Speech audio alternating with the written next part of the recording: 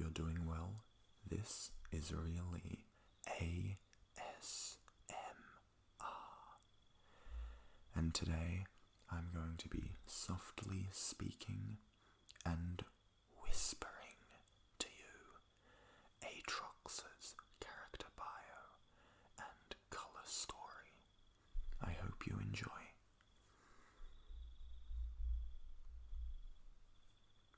Whether mistaken for a demon or god, many tales have been told of the Darkin blade, but few know his real name or the story of his fall.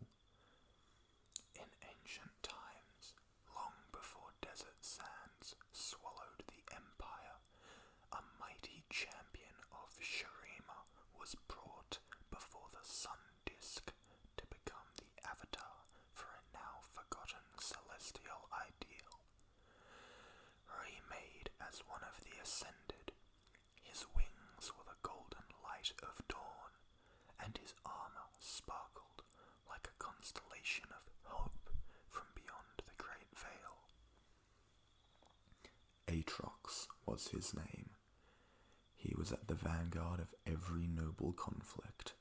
So true and just was his conduct that other god warriors would always gather at his side, and 10,000 mortals of Shurima marched behind him.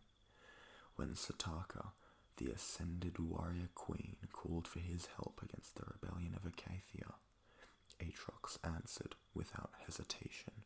But no one predicted the extent of the horrors that the rebels would unleash.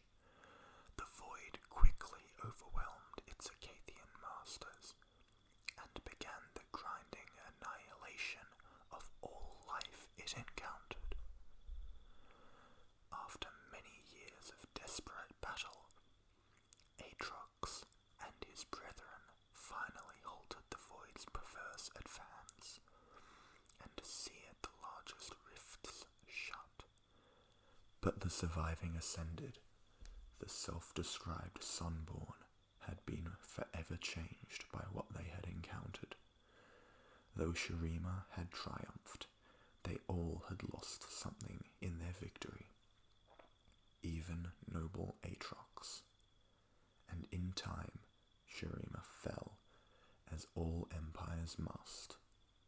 Without any monarch to defend, or the existential threat of the void to test them, Aatrox and the Sunborn began to clash with one another, and eventually this became a war for the ruins of their world. Mortals fleeing the conflict came to know them instead by a new and scornful name, the Darkin. Fearing that these ascended were as dangerous to Runeterra's survival as the void incursions had been, the Targonians intervened. It is said that the aspect of twilight gave mortals the knowledge to trap the Darkin, and the newly reborn aspect of war united many in fighting back against them. Never fearing any foe, Aatrox and his armies were ready, and he realized only too late that they had been deceived. A force greater than 1,000 dead suns pulled him inside the sword he had carried into battle countless times, and forever bound his immortal essence to it. The weapon was a prison, sealing his consciousness in suffocating, eternal darkness, robbing him of even the ability to die. For centuries he strained against this hellish confinement, until some nameless mortal was foolish enough to try and wield the blade once more. Aatrox seized upon this opportunity, forcing his will and an imitation of his original form onto his bearer, though the process quickly drained all life from the new body. In the years that followed, Aatrox groomed many more hosts, men and women of exceptional vitality or fortitude. Though his grasp of such magics had been limited in life, he learned to take control of a mortal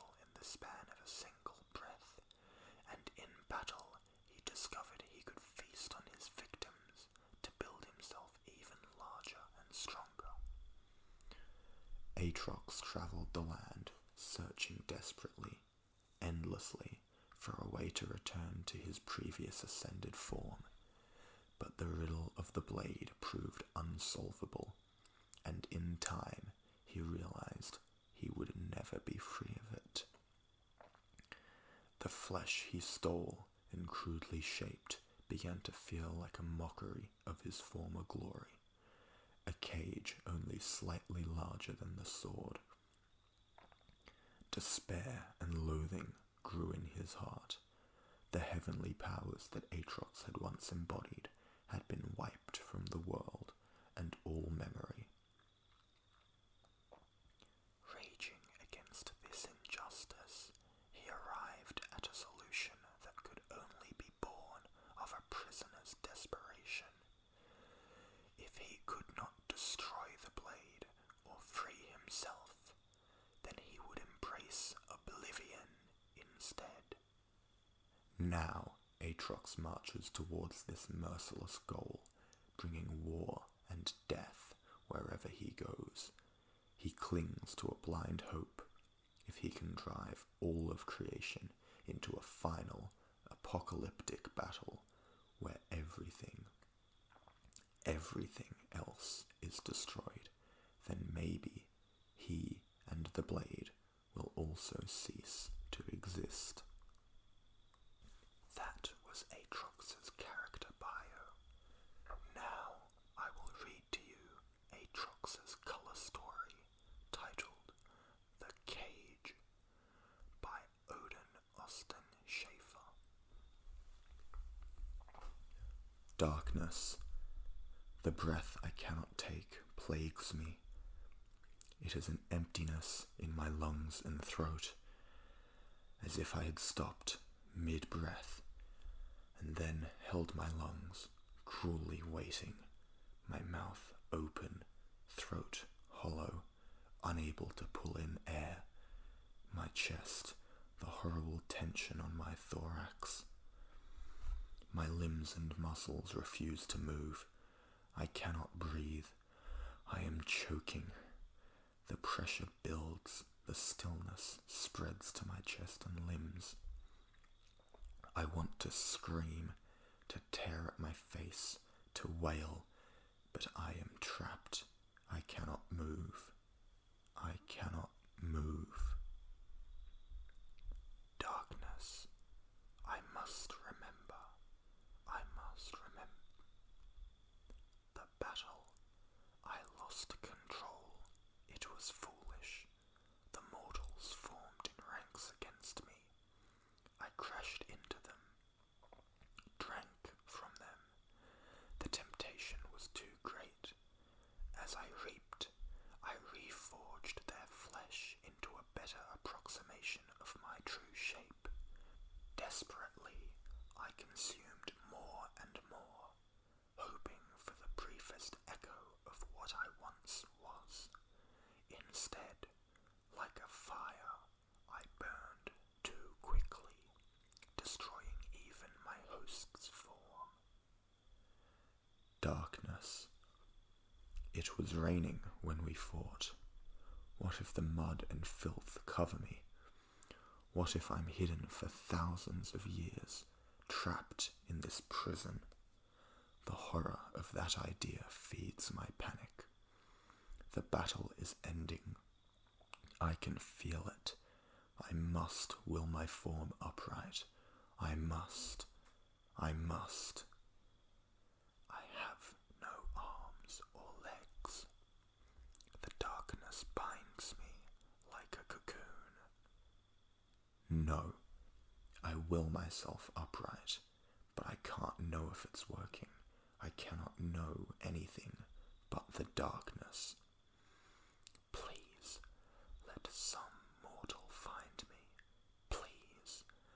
I beg the darkness endlessly, but the humiliation of my plea is answered only with silence.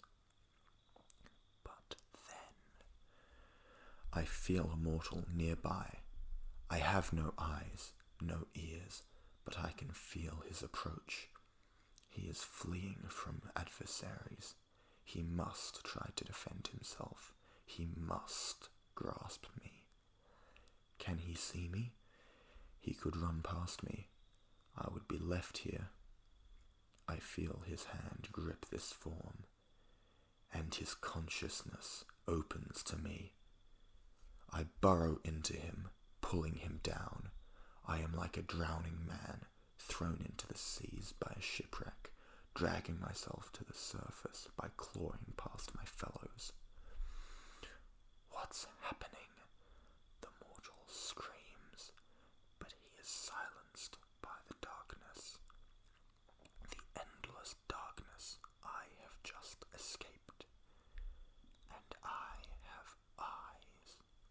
I can see the falling rain, the muck, the blood of this slaughtering field.